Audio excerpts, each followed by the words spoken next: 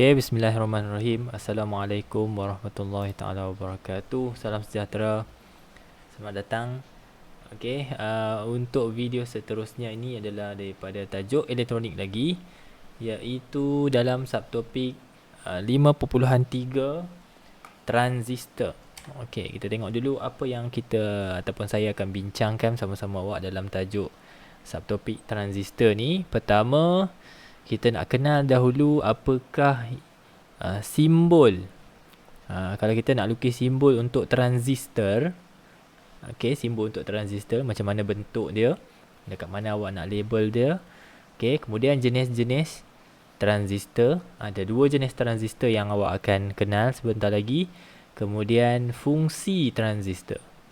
Ni yang paling penting lah, supaya kita kenal simbol dia, jenis dia ada berapa, macam mana nak lukis. Kemudian kita kenal apa fungsi transistor. Okay, itu yang pertama. Kemudian dalam awak mengenal fungsi transistor tu, awak akan tahu bahawa salah satu fungsinya adalah fungsi transistor adalah sebagai current amplifier. Current awak dah tahu, current tu merujuk kepada arus. Okay, arus elektrik lah, electric current.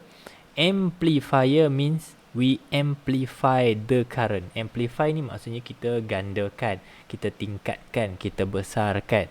Okay, macam manakah kita dengan menggunakan transistor, kita boleh tingkatkan nilai arus. Okay, dan yang kedua, kita akan menyiasat kegunaan transistor sebagai automatic switch. Okay, automatic switch ni dari segi bahasanya adalah switch automatic. Switch konvensional ni switch buka tutup, switch apa lagi, switch tekan tutup ke, ada banyak jenis kan. Yang jenis kita memang manually switch on, manually switch off. But this one, dalam learning objektif ketiga, insyaAllah kita akan bincangkan macam mana kita nak buat switch auto. Kita nak dia on auto, kita nak dia off auto. Dua-dua tanpa perlu kita sendiri manually buka atau tutup dia. Okay, so let's go to the first slide.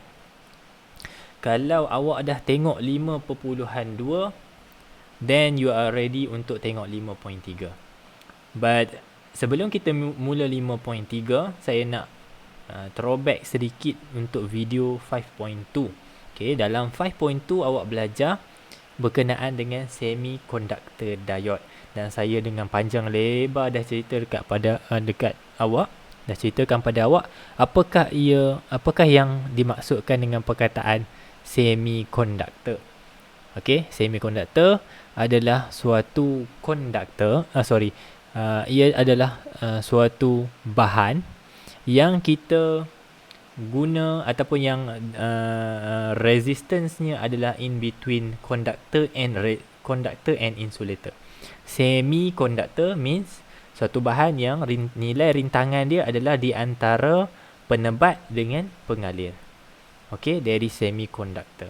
Tapi semiconductor jenis pure seperti silikon dan germanium tidak digunakan secara meluas kerana kedua-duanya mempunyai nilai rintangan yang tidak ataupun nilai conductivity yang lemah.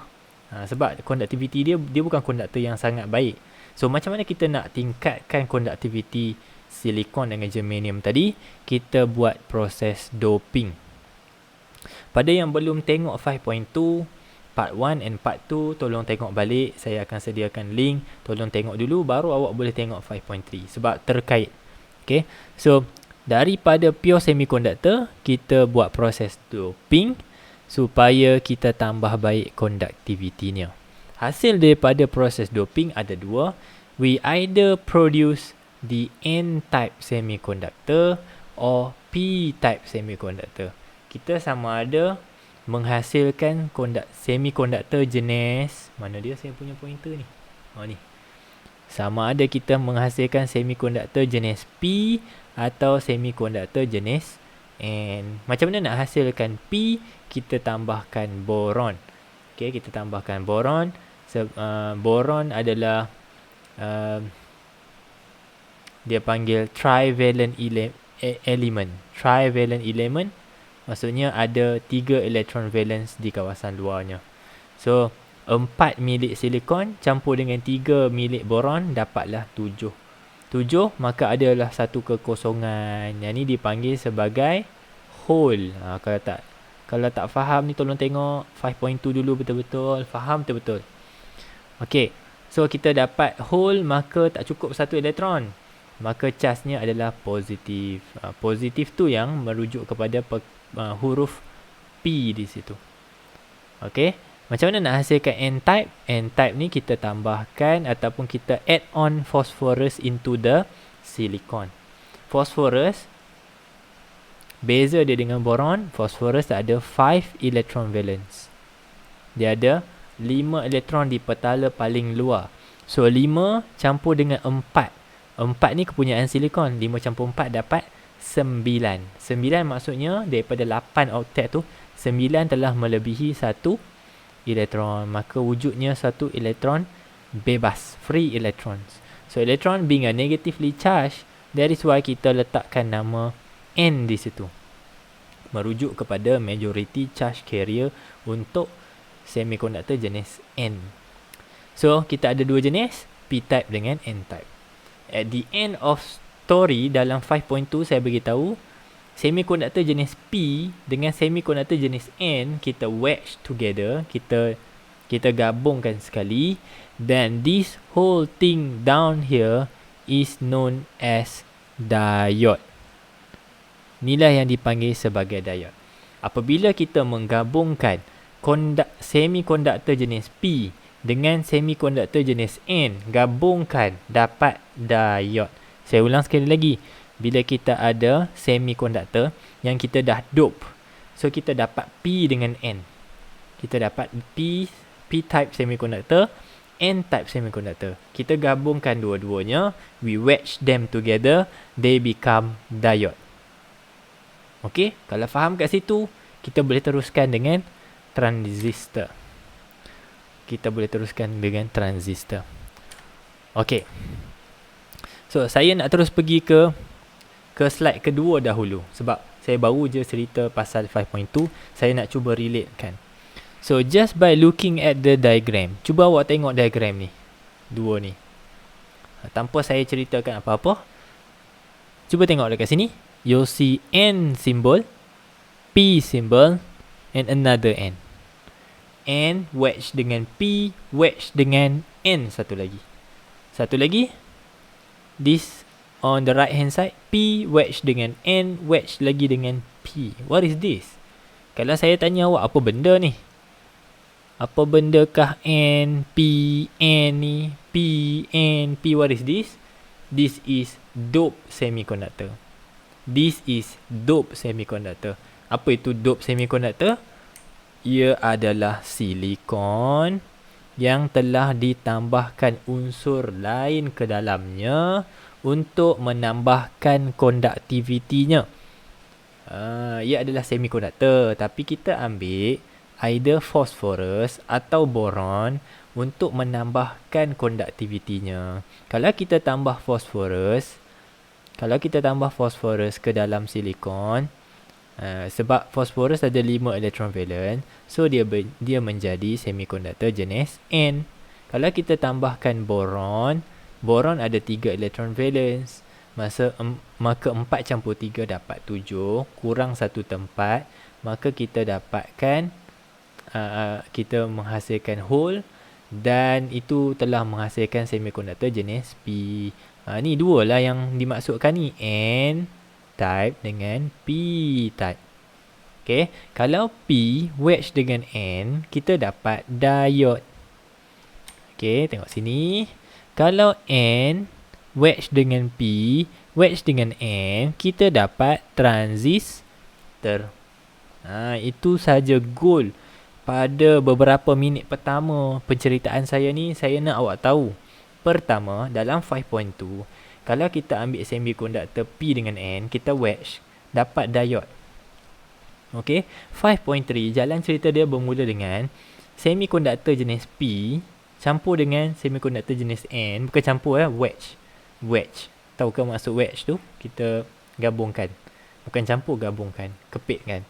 Lepas tu gabung lagi dengan N. So NPN ke PNP ke, all these P and N are referring to the dope semiconductor.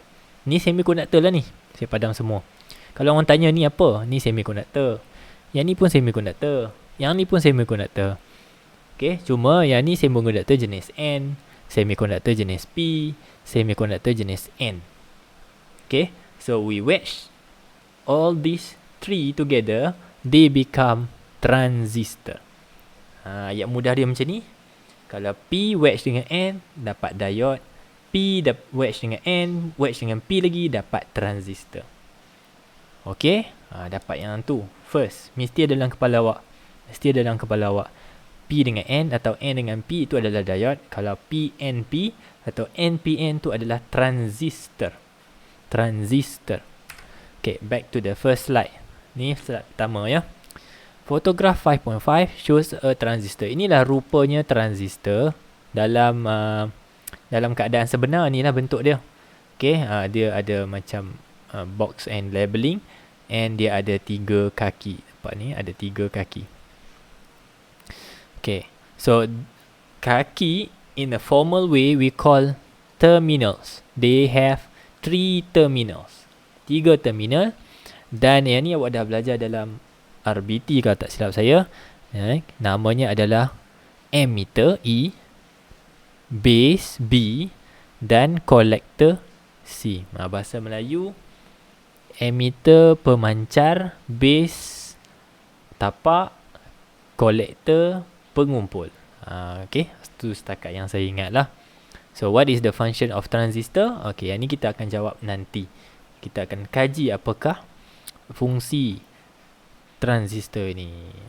Okay, secara ringkasnya, bahagian emitter atau E supplies charge. Dia membekalkan charge carrier to the collector.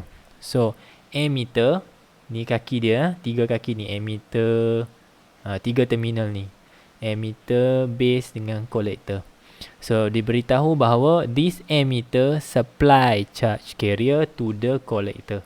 This emitter supply charge.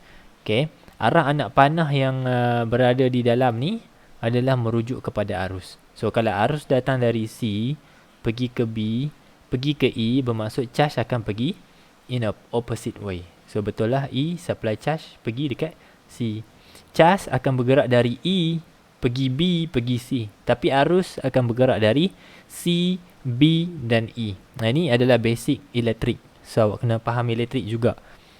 Okay, kedua, base atau simbolnya B is a thin layer, lapisan yang nipis, in the middle of transistor to control the flow of charge carrier. So B fungsinya adalah sebagai suatu kawasan ataupun kawalan, control, supaya charge boleh dihantar dari E pergi ke C. Atau dengan kata lain, hanya tapak sahaja yang boleh membenarkan arus melepasi dari C kepada E. Saya ulang sekali lagi ya. Guna pen. Kalau arus datang dari C, arus nak pergi ke E, arus mesti melalui tapak. Ini cara nak ingat dia ni. Okay, cara nak ingat ni. Ini penting ni.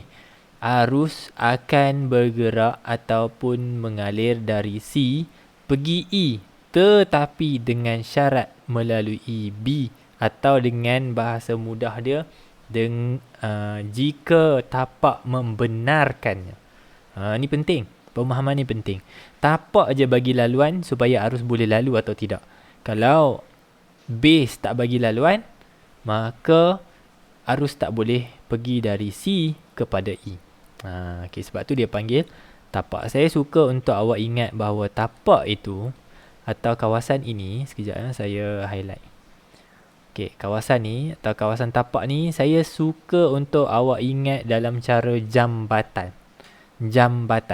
So tapak merupakan jambatan untuk arus mengalir daripada C ke E. Kalau cas, E ke C. Kalau arus, C ke E. Okay, saya nak awak tengok dari sudut pandang arus lah. So saya padam yang ni dulu. Okay, ni semua basic yang saya cerita ni kita akan guna sekejap lagi. So tangkap betul-betul perkataan saya ni. Arus akan mengalir daripada C pergi ke B, pergi ke E. Tapi arus hanya akan sampai ke E jika tapak benarkan. Cara dia benarkan tu kita akan bincang sekejap lagi. Alright, alamak terpadam. Terconting pula. Okay, next. Collector C receive charge carrier from the emitter. Betul lah. E hantar charge pergi C. C kumpul lah. C terima charge tersebut. Okay. So seperti yang saya dah tunjukkan, slide ni menunjukkan dua jenis transistor. So ini learning objective yang kedua. Ada berapa jenis transistor? Jawapannya ada dua jenis. Okay. Satunya dikenali dengan nama NPN transistor. Okay. Yang mana bahagian kolektornya adalah N-type semiconductor, bahagian base-nya adalah P-type semiconductor, bahagian emitternya adalah satu lagi N-type semiconductor. Okey, dan dari segi simbol, tengok ni anak panah menghala ke arah emitter. Okey, NPN anak panahnya menghala ke arah emitter. Daripada base pergi ke emitter. Alright. Satu lagi adalah jenis PNP. PNP ni bahagian kolektornya adalah P-type semiconductor. Bahagian base-nya adalah N-type semiconductor. Bahagian emitternya satu lagi P-type semiconductor. Okay, kalau tak faham saya cakap semiconductor ni, tengok balik 5.2. Saya ceritakan awak apa itu semiconductor. Okay, dan dari segi simbol, anak panah di dalam lukisan transistor menghala ke arah tapak dari E ke B. So NPN pergi keluar, PNP masuk dalam. Boleh?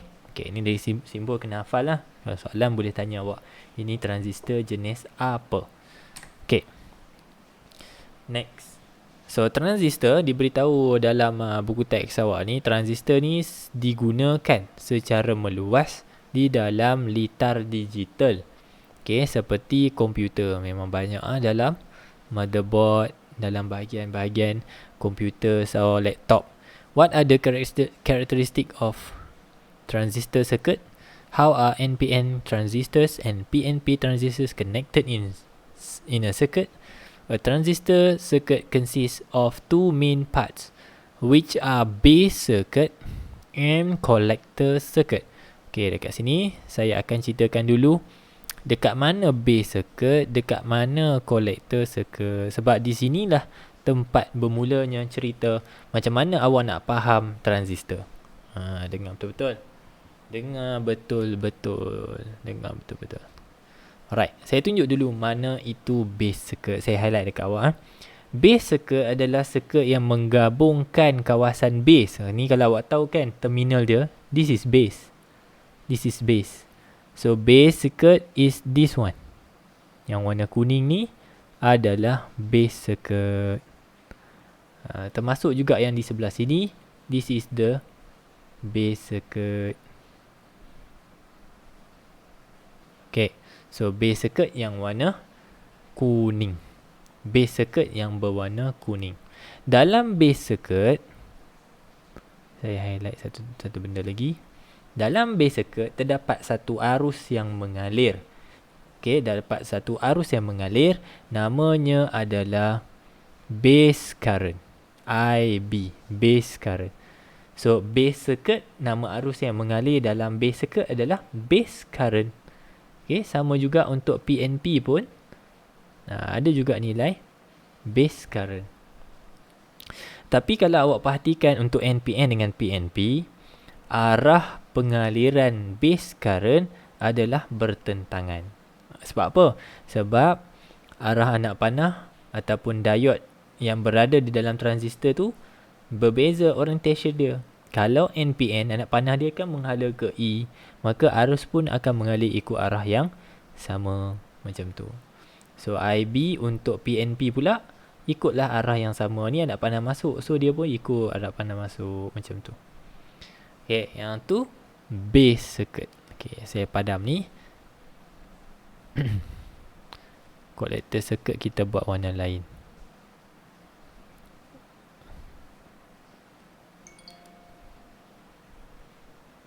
Sekejap, saya tengah cari warna. Okay, biru. Collector circuit, seperti yang awak expect. Awak boleh expect kalau base circuit maksudnya yang ada dekat tapak base lah. Litar yang menggabungkan tapak, litar tapak. Okay, dan dalam dia ada arus tapak. Itu yang awak belajar dalam RBT kan. So collector circuit adalah circuit yang menggabungkan collector, terminal collector. This is the collector circuit dekat sini.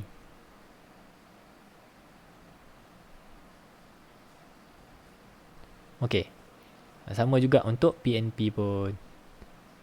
Ni collector, sambung sekali. Alright. So betul lah kata pernyataan ini, a transistor consists of two main parts. Dua bahagian yang paling utama, iaitu litar tapak dan litar pengumpul. Collector circuit dengan base circuit.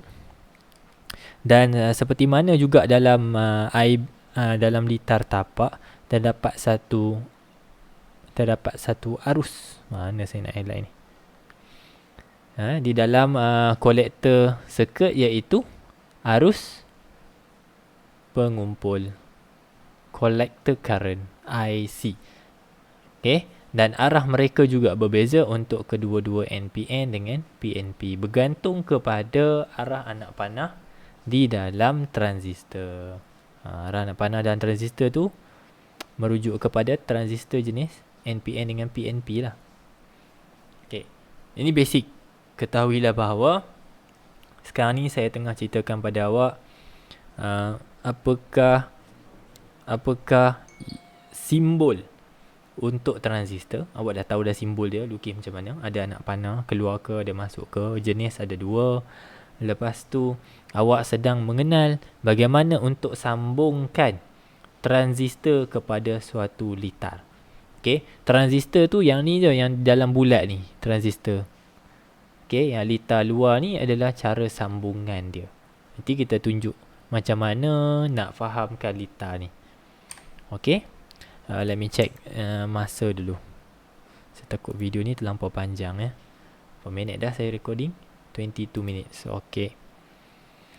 So, kalau awak rujuk kepada buku teks awak, kita cuba fahamkan dulu yang berada dalam buku teks. Ini adalah notanya. Kita baca yang pertama dulu. When the switch is open, L1 does not light up. Bila kita switch on, switch is open maksudnya kita tak on dia lah. Kita biarkan macam ni. Apa berlaku? Lampu L1 tak menyala. Alamak. Padam. Tak elok. Okay, highlight dulu. Okay, lampu L1. Sekejap. Okay, lampu L1 kat sini ya. Lampu L1 tak menyala. Kenapa? Kerana litar tidak lengkap. Okay, litar tidak lengkap. Bateri ni tak dapat supply current. This battery down here cannot supply current to L1. So L1 does not light up. Okay, reason dia adalah the circuit is incomplete. Okay, so current IB will be equals to 0. Memanglah, IB jadi kosong lah. Sebab apa? Arus tak ada. Dah tak sambung. So IB jadi kosong. Okay, so apa berlaku seterusnya kepada L2? L2 adalah bab yang berada di L2 ni adalah bab yang berada di litar collector. Saya buka highlight. Ini ya. L2. So L2 menyala ke tidak? L2 menyala ke tidak? Okey, jawapan dia kat sini. Awak nampak litar dia bersambung kan? Tengok sini. Daripada 6 volt ni. Ni ya, positive charge. Positive terminal. Current keluar sini. Pergi dekat bulb. Masuk dalam transistor. Keluar dekat emitter. Masuk balik dalam negative terminal. Lengkap kan? Tapi soalan ataupun buku tulis L2 tak menyala. L2 tak menyala walaupun litar itu komplit. Dekat sinilah awak mengenal siapa itu transistor. Okay, kalau awak nak tahu sifat transistor dia macam ni. Okay, sifat macam ni. Transistor bertindak sebagai switch dan transistor boleh kita switch on dan switch off. Dengar betul-betul ayat saya. Transistor, tadi awak kenal kan transistor ni, kita boleh buat dia jadi automatic switch. Dan ianya boleh dihidupkan dan dimatikan. Okey, ingat yang tu dulu. Kenapa ianya tidak boleh dihidupkan ataupun lampu ini tidak menyala? Ayat dalam buku teks tulis transistor is not turn on or not switch on. Sebabnya apa? Okey, sekejap lagi saya bincang So disebabkan kita skip dulu, sekejap lagi saya akan cerita balik the whole thing. Jangan risau. Awak terima dulu apa yang awak boleh terima. And because of lampu tak menyala, nilai IC juga adalah kosong. Tadi IB kosong, sekarang IC pun kosong. Okay, there is one story. Kenapa lampu tak menyala apabila switch di bahagian L1 itu, switch di sini ni tidak di switch on. Okay. Next, saya akan gunakan gambar yang sama. Jadi saya nak padam. Boleh? Saya padam je. Alright. Kita tengok point ketiga. When the switch is closed, maksudnya kita sambung litar tu. Okay, switch on. Bulb L1 is dim. Menyala tak? Menyala. Litar lengkap, arus keluar, masuk dalam bulb, keluar pergi dekat sini, masuk dalam transistor, turun bawah, pergi complete the circuit.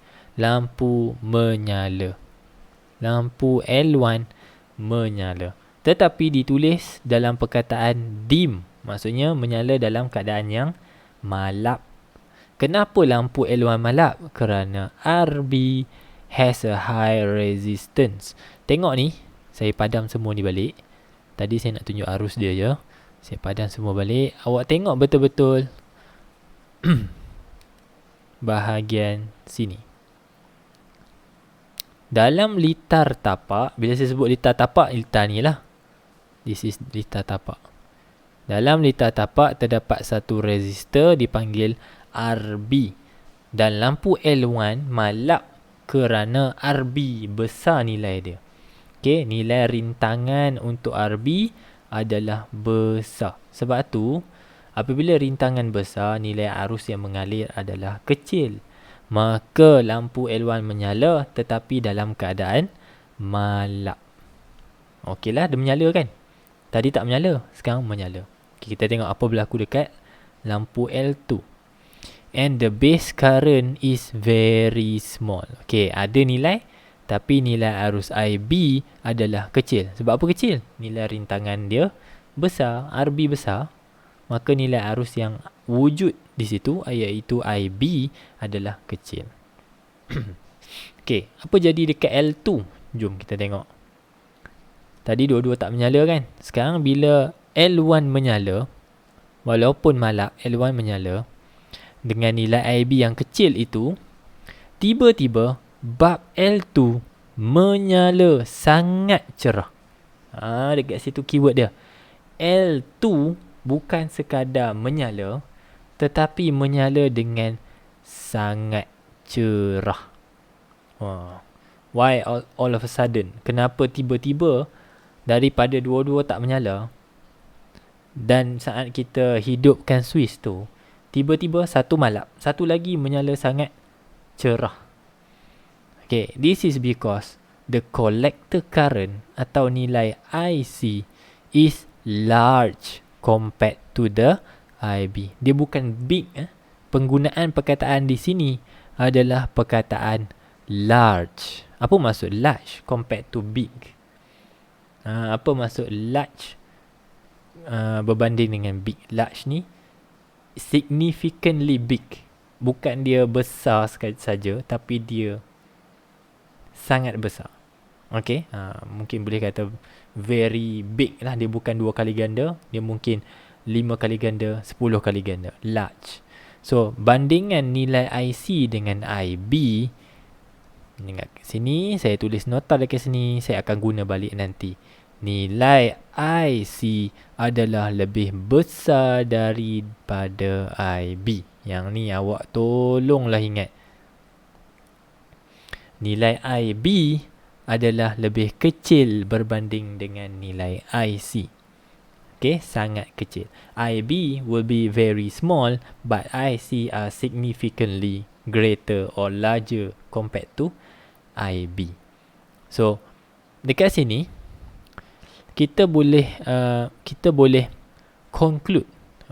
Okay, kita boleh conclude bahawa walaupun tadi kita nampak litar lengkap kan, tapi tetap juga L2 tak menyala. Tapi bila adanya IB, bila IB ada, maka IC juga akan ada. Ni keyword dia. Bila IB wujud atau ada nilai walaupun kecil, maka IC akan ada. IC akan wujud. Kejap lagi saya bagi tahu ya. Saya cerita dulu formal dia, nanti saya tunjuk dekat awak point macam mana awak nak faham transistor ni. So bila IB ada, baru IC ada. Point yang kedua, a small base current, nilai IB yang kecil boleh menghasilkan minimum base voltage. Nanti saya ceritakan apa itu minimum base voltage. Tapi awak kena tahu fungsi dia. Minimum base voltage adalah suatu nilai voltan yang akan menghidupkan collector circuit. Okay, menghidupkan collector circuit. Dengan kata lain, jambatan tadi. Ingat tak saya beritahu ni? Saya suka awak ingat benda ni adalah suatu jambatan. Tapak tu adalah suatu jambatan. Saya bagi tahu awak dalam earlier in this video, saya kata arus daripada kolektor akan mengalir kepada tapak, kemudian pergi ke emitter. Dengan syarat tapak benarkan. Dengan syarat tapak benarkan. Kalau tapak tak benarkan, maka arus tak boleh pass through. Saya akan cerita lagi, jangan risau. Saya akan cerita berulang kali ni video ni. Okay. So the base current IB can control the flow of the collector current. So siapa in charge dalam kes ni? IB walaupun kecil daripada IC, tapi IB control IC. IB control IC. Kalau IB tak ada, IC tak boleh flow. Itu maksud dia tadi. Kalau IB ada walaupun sangat kecil, maka IC akan boleh flow into the transistor. Flow into the transistor. Bila IC boleh flow into the transistor, baru transistor switch on. Okay. This enables the transistor to act as a switch. So siapa kontrol siapa? Jawapannya IB. Kalau IB ada, baru IC boleh flow. Then when IC can flow into the transistor, then the transistor switch on, barulah lampu L2 akan menyala. Sebab apa? Bila dia dah mengalir masuk dalam bateri balik, complete the circuit, L2 akan menyala. Mungkin gambar ni terlampau kecil. Sekejap lagi saya zoom in. Okay. Finally, the resistance at the base circuit RB is large. Kenapa kita ambil RB besar? Because to limit the base current. Supaya kita boleh kawal nilai IB so that the transistor will not become too hot and burn. Sebab apa? Kalau awak faham kat sini, semua dia akan menerangkan lah. Kalau nilai RB ni kecil, maka nilai IB akan jadi besar. Nilai IB ni kita tak boleh besar sangat. Kalau IB terlampau besar, bayangkan nilai IC. Kita tahu IB kecil dari IC. Tengok ni, IB kecil dari IC. Ataupun IC ni berganda-ganda lagi besar daripada IB. So kalau IB tu dah besar, bayangkan, imagine berapa besar IC. So bila arus di kolektor atau IC terlampau besar, transistor akan jadi terlampau panas. transistor akan jadi terlampau panas dan boleh menyebabkan transistor itu rosak. Okey, transistor itu rosak. So kita kena limitkan IB bagi ada je. Bagi ada saja walaupun kecil. Sebab kita tahu dah nilai IC akan berkali ganda lebih besar. Kejap lagi kita tengok contoh. Bila IB banyak ni, IC jadi banyak mana. Okey? Ni result.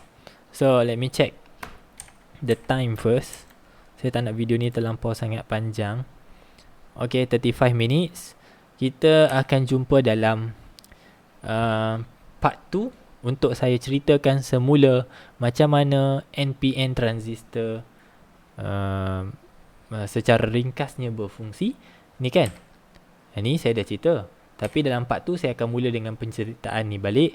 Kemudian saya akan ceritakan ke bahagian yang paling penting, iaitu macam mana kita nak gunakan transistor di dalam fungsinya, iaitu automatic switch. Kita nak dia waktu cerah menyala ke, waktu cerah dia padam ke, kita boleh ubah sesuai. Okay, I guess that's it untuk part 1. Kita jumpa dalam part 2. Itu saja. Terima kasih. Jumpa lagi.